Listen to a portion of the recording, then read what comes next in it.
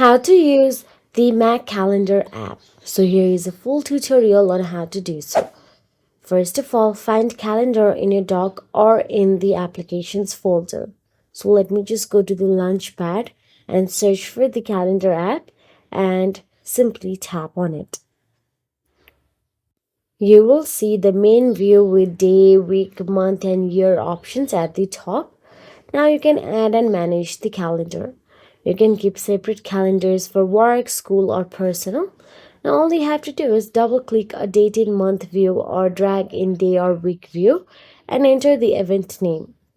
In the event window, you can set time and duration, add location, add invites, choose the calendar it belongs to, and set alert or reminder, and also add notes on URL links.